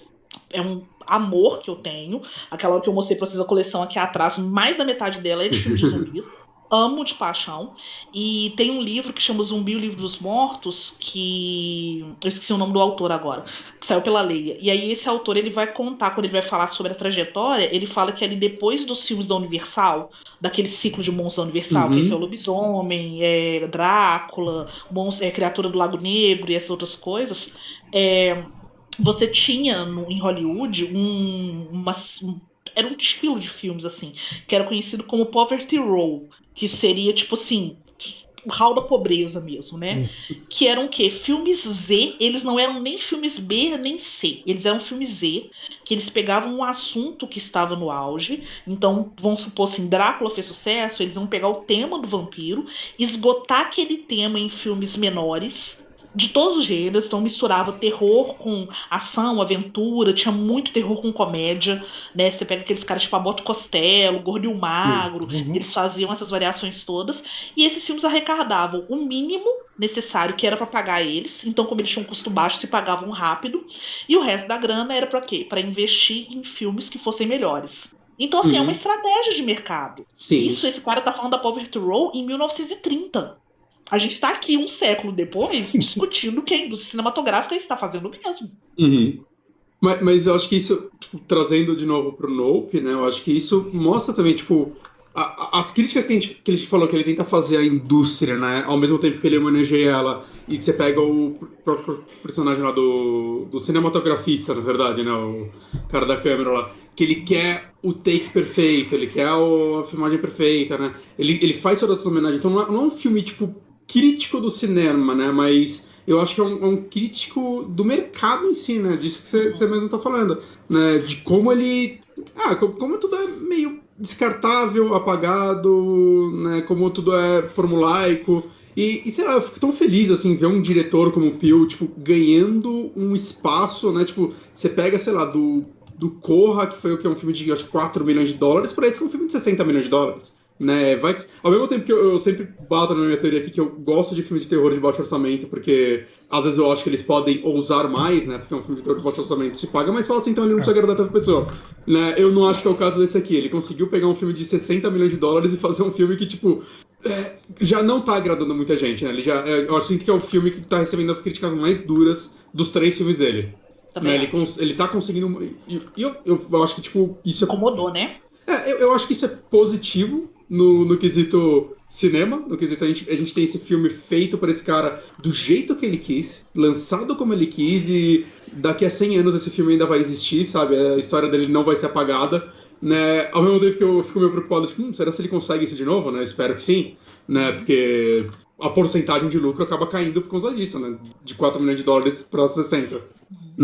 Mas, não sei. Eu gosto de pensar nessas coisas, mas eu acho que o Peele ainda vai conseguir se manter bem. Como a gente falou, né? O nome dele é autonomia, né? O nome dele é Essa muito forte. autonomia é importantíssima. É importantíssimo ele continuar mantendo os projetos. Então, os filmes sempre vão ter a cara dele. Mas como eu disse, né? Vai ser muito difícil a gente mais pra frente. Não digo que é impossível, mas acho que por ele ter autonomia, por ele ser produtor, e ele tá conseguindo manter o nome dele, ele vai conseguir sempre fazer os filmes do jeito que ele quer. E a gente vê tanto diretor por aí, eu acho que você falou do Robert Eggers, né? Uhum. Acho que a gente viu isso recentemente no Homem do Norte. Que não foi bem que deveria, né? Pois é, eu acho que o Homem do Norte, você já consegue perceber ali vários momentos que você teve talvez uma interferência de estúdio, da galera falando, não, isso pode, isso não pode, se colocar isso talvez não ganhe grana. E aí o risco que ele correu foi esse. Eu mesmo fui uma pessoa que não gostou muito. Não achei um filme horrível, mas eu achava que poderia ser alguma outra coisa. Principalmente que eu gosto bastante do Farol, eu gosto muito da Bruxa. Farol é o favorito dele. O Homem do Norte... Assim, você consegue enxergar que esse cara precisou de ceder alguns desejos do estúdio. Ele é um diretor, tipo, eu gosto muito dos 2 primeiros filmes dele, eu gostei do Homem do Norte, mas já é um filme que eu gostei menos do que dos outros. Eu consigo rever os outros sempre que eles estiverem passando. O Homem do Norte eu já não tenho tanta vontade de rever ele. Futuramente eu com certeza vou ver de novo, mas não me despertou. Eu achei ele mais cansativo.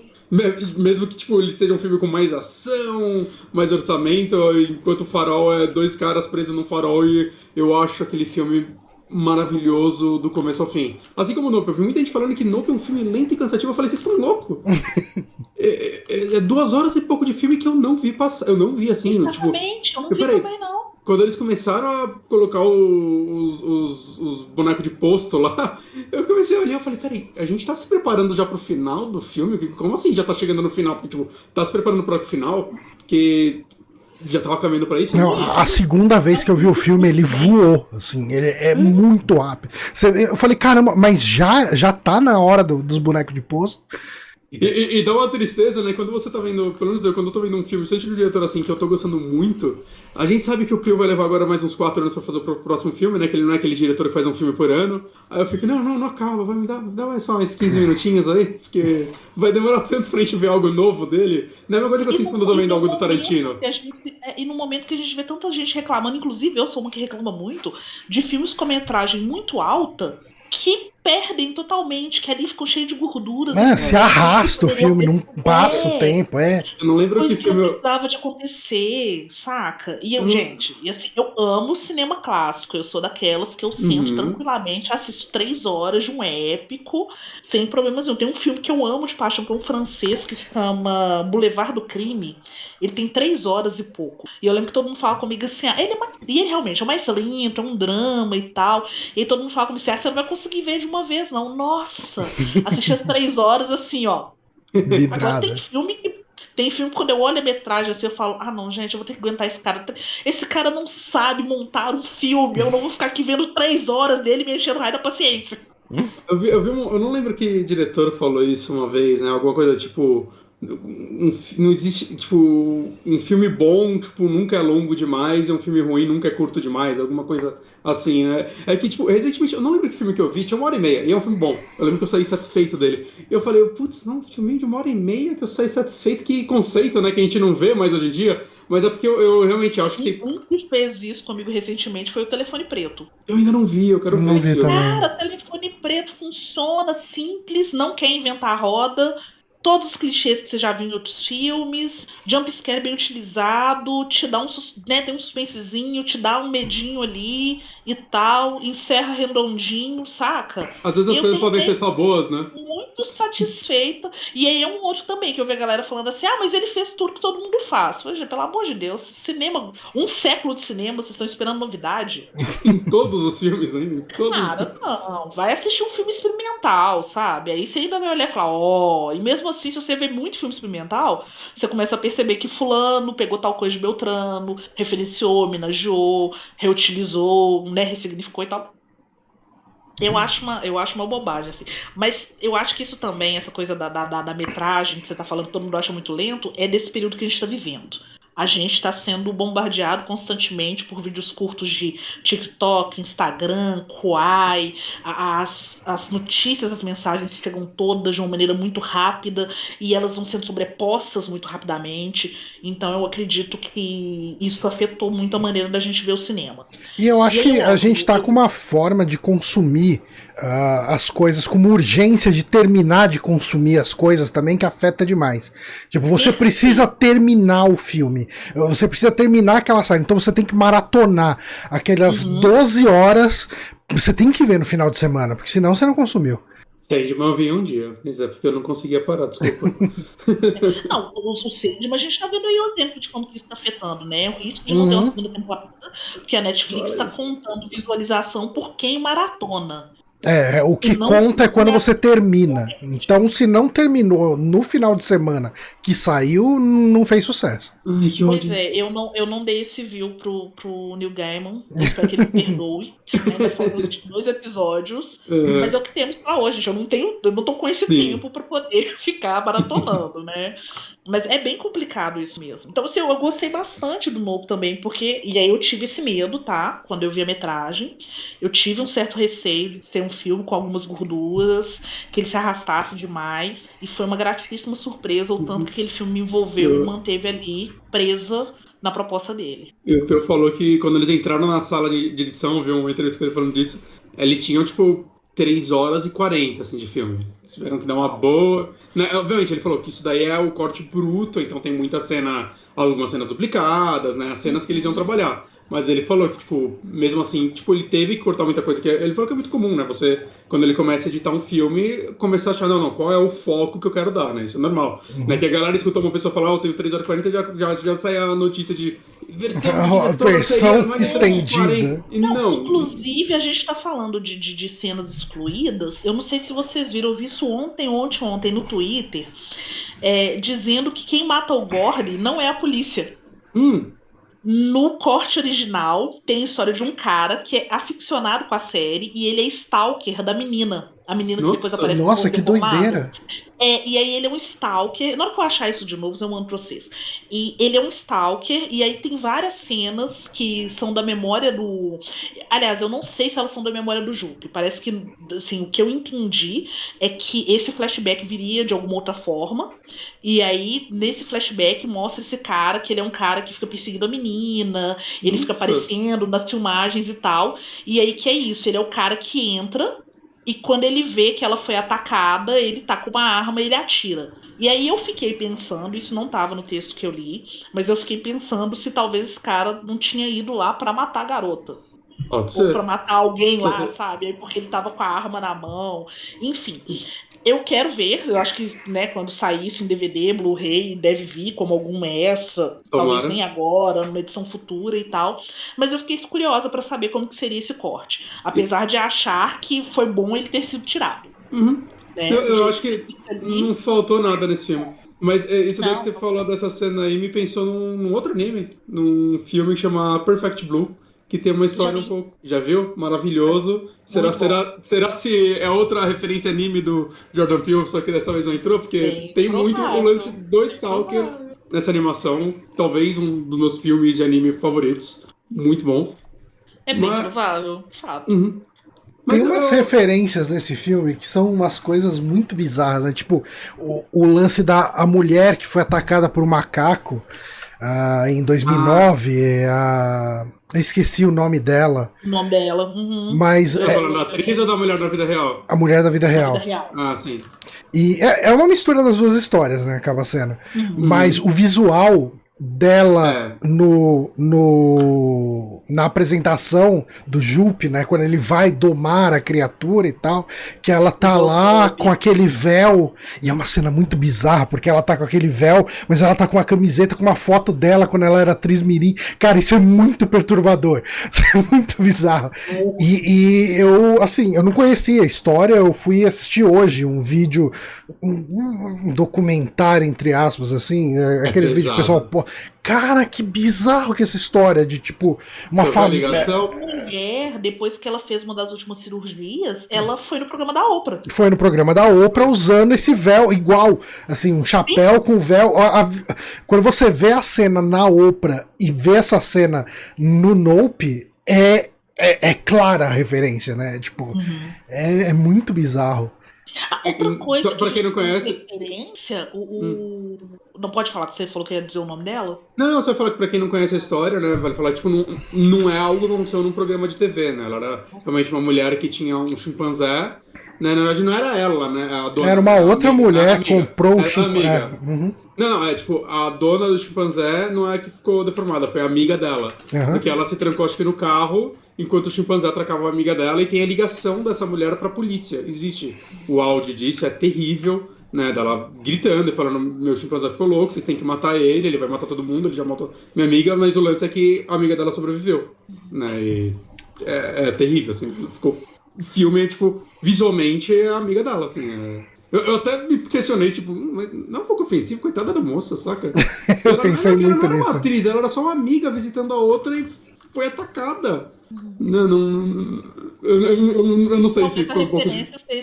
talvez a referência seja por conta disso que a gente já falado, do sensacionalismo da mídia, né? De ganhar, sim, verdade. Ganhar grana em cima das tragédias e tal, né? Verdade. O que eu queria falar é que uma coisa interessante é que dentro do seriado do Gordy, aquela família que tem o Gordy e o Jupe, o cara, ele é um dos caras que planejava, como é que fala? Foguetes.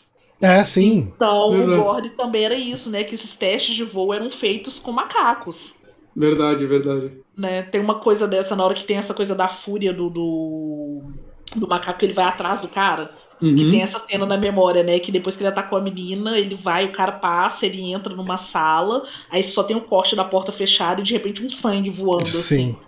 Né, como é que tem essa relação também com esses testes com animais e tal. Mais um detalhezinho que... E tem até uma referenciazinha nisso, né? Que tá bem, bem escondida na entrelinha, que a mãe da família fala, você tinha que ter feito alguma coisa, acho que era comprar alguma coisa, ele esqueceu, eu não lembro o que era. Você não precisa ser um cientista de foguete pra fazer isso. Então, a referência tá lá, né? É uma coisa que não se perde. Mas é bem massa. Eu acho que uma coisa, pra mim, mais positiva que esse filme faz é tão normal hoje em dia eu ver um filme, gostar dele e no dia seguinte gostar menos e menos e menos. E esse pra mim, não sei se pra vocês, mas tá fazendo um caminho completamente contrário. Assim, eu acabei com ele, eu saí satisfeito. Aí eu comecei a conversar com um amigo meu sobre esse filme e eu fui gostando mais ainda. A cada dia, assim, que eu lembro desse filme, talvez um dos melhores... talvez não. É um dos melhores que eu vi esse ano, com certeza. Assim, eu assisti o filme no sábado, eu falei, eu vou querer rever ele antes do podcast, porque eu gostei muito, sabe? Tipo, falei, eu vou querer, porque tem mais pra ser absorvido nele numa segunda assistida, sabe? Tipo, ele é bem legal. Eu assisti uma vez só e já tô querendo ver. Eu também. Assim, cara, nossa, E eu passei por isso com o Nós também, né? Nós também foi um... Nossa, eu quero muito rever Nós, eu só vi no cinema. Nossa, no cinema... Caçamba, que filme. É excelente. Bastante também. É um cara que sabe fazer filmes pra tela grande. Não, total. Cara, a gente nem comentou aqui, né? A cinematografia desse filme é impecável. Os planos abertos no deserto, com aquelas cenas. É do mesmo cara que fez o Dunkirk. Ele chama. Gente, cadê o nome dele? Peraí que eu vou falar o nome dele pra vocês agora. Cadê a ficha técnica? Tô com a ficha técnica na minha mão. Ele é Hoyt van Hoytema. Esse cara, ele fez Dunkirk, ele fez um outro do Nolan, fez o Tenet. Tenet. Que é outro diretor que gosta... Umas coisas grandiosas, assim. E que é outro diretor que gosta de trabalhar só com IMAX hoje em dia, né? Então faz sentido. Nossa, depois do Dunkirk no cinema, assim, eu falei com o pessoal, olha, não sei se eu gostei de algumas coisas na forma, eu acho que tem um roteiro que às vezes dá algumas coisas ficam perdidas ou mal ajustadas ali. Nolan, né? Não tem como negar que o impacto visual e o design de som, nossa, o design de som do Dunkirk... Pessoal, já volto rapidinho. Eu vi no IMAX, beleza. Foi uma das melhores coisas que eu vi no IMAX, assim, eu saí vibrando do cinema. Eu acho que eu sou bem crítica ao Nolan hoje em dia, assim. Eu gosto do Nolan até o Grande Truque. De lá pra cá, não tem muita coisa dele que eu goste do jeito que eu gostei dos anteriores, sabe? Eu acho legais, assim, mas eu gostava mais dele quando ele era menos pirotécnico. O Tenet eu nem vi, o Tenet, e o Dunkirk eu vi pedaços só. Eu não cheguei a ver inteiro. Eu dei uma bodeada, assim, do Nolan. Eu acho que ele é muito o que você falou, assim. Eu acho que ele é um diretor visual incrível, assim. A parte visual dos filmes dele nunca pecam. Mas eu sempre acho que o roteiro dele finge que é mais inteligente do que realmente é. E aí ele me dá umas preguiças, ele dá umas explicações. Ok. Desde o do Interestelar eu comecei a sentir um pouco isso. O Interestelar também é desse cara. A cinematografia. Que é linda, é linda. É do Interestelar e do Ad Astra. Que eu lembro que eram dois de ficção. Assim. O Ad Astra é um com Brad Pitt. Eu não assisti ele também, não. Acho que não vi. O Ad Astra é de quem, gente? É daquele menino que salva o Jazz, do La La Land? Eu não sei. Não lembro agora de quem é, não. Mas enfim, é um que todo mundo falou que tem uma cinematografia linda, linda, linda. O FJ Souza 87 comentou aqui James Gray. É dele que você tá falando? James Gray. Obrigada, Felipe. É do James Gray. Isso. E ele comentou aqui agora há pouco, e foi produzido pelos Weinstein, que é Weinstein. Chega a ser o Pânico. Eu acho que ele tava falando do Pânico 3, né? Pânico 3, que tem já denunciava, né? O assédio sexual dele. É extremamente claro isso. Sim, com certeza. Eu acho que cercamos o filme, né? Eu também acho. Sim. E, bom, a gente costuma encerrar o podcast dando uma notinha de 0 a 7 peles para o filme. Peles de cabelo. E eu vou começar com o Bonatti. Bonatti, qual a nota que você dá para Nope? Não olhe.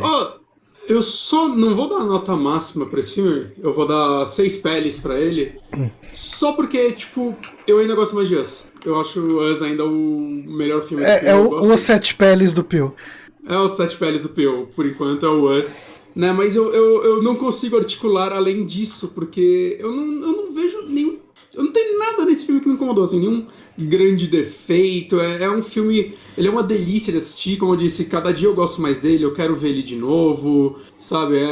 Isso daí aconteceu com os 3 filmes dele, inclusive, né? Todos eu fui gostando mais com o tempo. Mas é um filme, sabe, tecnicamente eu achei perfeito. É a criatura extraterrestre, ou seja lá o que ela for, mais incrível que eu já vi num filme, talvez. Se não é a mais incrível, tá, sei lá, top 3. Né? É um filme maravilhoso, assim, vejam. Não escutem o Logan Paul, assistam. Na verdade, você pode seguir isso pra sua vida. Não vá atrás de Logan Paul, ponto. Não tem nada de bom que vai sair dali. Yasmine. Muito importante essa. Yasmine, o seu fechamento e a sua nota sobre o filme.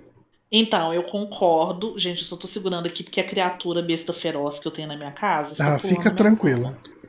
Ela é a minha jean jacket, sabe? Ele tem 4 lá, ele sabe como é. Eu concordo com você. Pra mim é meio complicado, assim, porque eu estou, ao mesmo tempo que o meu preferido dele é o Get Out, e ele, com certeza, pra mim, é o Sete Peles. Eu dou 6 peles, mas eu acho que numa revisão e assistindo mais, eu vou ultrapassar 7 peles e eu vou dar uma legião pra esse filme. Cara, eu tô muito nessas. Eu tava pensando muito nisso, né? Que nota que eu dou pra esse filme? Tipo, eu acho que o seguro pra mim seria dar 6 peles nele, justamente seguindo o mesmo motivo do Bonatti e da Yasmin também. Tipo, puta, o outro é perfeito. Né? No meu caso, eu também vou com o Bonatti no Nós. Né? Isso é uma coisa, eu tenho mais críticas ao Nós do que a esse, mesmo gostando mais do Nós. Sabe, eu tenho problemas com algumas explicações que ele dá no final, que eu acho que o filme seria melhor sem elas. Né? Enquanto esse, eu não tenho nem isso, porque eu acho que o Jordan Peele acertou perfeito aí no que ele deve ou não explicar. Mas cara, quer saber? Eu dou 7 peles pra esse filme. Ele é perfeito, ele é redondo, ele é maravilhoso. Eu assisti 2 vezes em menos de uma semana. É incrível, eu adorei, assim, adorei a experiência. É difícil você rever filme de modo geral, né? Eu revejo muito poucos filmes, assim. É muito difícil rever filme.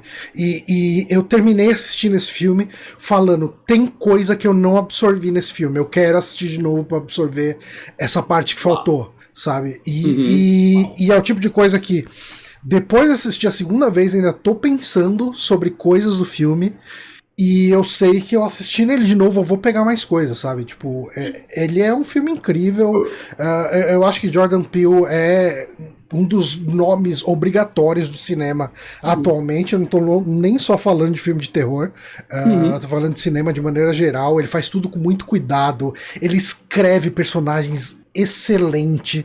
Memoráveis as personagens do filme. Sim, cara. O núcleo desse filme, os 3 principais e até o cinematografista lá, são memoráveis. Cara, e o Jupe, cara, tipo, ele ali, mesmo sendo um coadjuvante, um artefato em alguns momentos, né, um artifício, né, pra algumas coisas acontecerem, ele é, cara, o jeito, cara, tem cenas que são bobinhas, assim, o jeito que ele chega pra chamar eles pra ir no espetáculo, e fala, putz, ele não pode ver que a gente tá com o cavalo dele aqui, então, não, fala daí de longe, e ele tá todo sorridente, ele, tipo, ele imagina, minha esposa, a gente tem um cavalo muito parecido com esse aí, a gente deve ter comprado no mesmo lugar, sabe, tipo, é tudo muito simpático e leve no mesmo... Cara, eu amei esse filme, eu dou 7 peles, sem culpa. Maravilhoso. E é isso. Bom, eu queria agradecer demais, Yasmine, por ter participado aqui com a gente. Foi um papo muito gostoso. Foi ótimo. Obrigada demais pelo convite. Nossa, gostei muito mesmo, assim. E é sempre bom falar de um filme que a gente gosta. E eu gosto muito também dessa troca, né? Olha só, você tá falando em rever o filme, eu já vou rever o filme. Se eu tivesse assistido ele hoje, eu ia ter coisas pra pensar sobre ele. Se eu tivesse assistido agora, no pós, nossa, tem muito mais coisa pra pensar, pra observar. Pegar detalhe, né? Detalhes, exatamente. Obrigada demais pelo convite, gente. Foi divertido demais estar aqui com vocês. Podem me convidar outras vezes. Chamaremos, com certeza. E Yasmine, se o pessoal quiser ler as suas resenhas, ver o que você tem escrito por aí, ou seguir você em redes sociais, onde o pessoal te procura? Twitter e Instagram, Yasmine com Y. Yasmine com Y no início, Yasmine com letrinha Y no final. É o mesmo nickname pro Instagram e pro Twitter. Nos dois eu tô sempre divulgando meus trabalhos. Se você quiser ir direto nos sites, eu tô no Longa História. Atualmente eu tenho escrito mais pro Longa História e pro Music Non-Stop. É longahistoria.com.br, musicnonstop.ol.br. Ixi, fiquei na dúvida agora. Enfim. Eu pego e coloco no post também. Isso. Tem alguns textos mais antigos no Clube da Poltrona. Tem textos também no blog Entrando Numa Fria. Sendo que no Entrando Numa Fria eu escrevo mais sobre literatura. Tô dando uma pausa, que eu tô no período de escrever o TCC, então tô produzindo bem menos. Mas sem dúvidas, pelo menos um texto mensal sai no Longa História. Pelo menos até o final do ano. A partir do ano que vem a gente já volta com tudo. E outra coisa, no Instagram tem uma série de lives, eu fiz 5 lives sobre filmes de horror que estão salvos lá nos meus vídeos no Instagram. sempre com convidados. Então tem uma sobre franquia Massacre da Serra Elétrica, tem uma sobre a obra do Tim Burton, tem uma sobre a franquia Hora do Pesadelo. É isso, assim, a gente se propõe a assistir muitos filmes e depois passar horas conversando sobre eles. Maravilha. Bom, pessoal, daqui 2 semanas a gente volta com um programa sobre o Cubo. A gente vai receber a queridíssima Karina Marque lá do Trecheira Violenta para bater um papo sobre Cubo, que é um filme que eu ainda não assisti. Nunca viu? Nunca vi o Cubo. Nunca vi o Cubo. Vai ser uma experiência completamente virgem para mim. E é um filme que a Karina vive falando dele. Ela ama esse filme, então vai ser uma experiência bem legal. Então não percam, daqui 2 semanas a gente tá aqui no twitch.tv/superamigos falando, e possivelmente um dia depois já sai no nosso feed, que vocês podem acompanhar aí no Spotify, no Deezer, no Amazon Podcast, no Google Podcast, ou no seu agregador de feed favorito aí, tá em todo lugar. É isso então, pessoal, a gente fica por aqui e até daqui 2 semanas. Tchau, tchau, obrigada. Você ouviu a Rádio Sete Peles, o podcast de horror dos Super Amigos, com Johnny Santos e Guilherme Bonatti. Siga a gente no Twitter em @Rádio Sete Peles. Contato através do nosso e-mail, radiosetepeles@gmail.com, onde o 7 é um numeral.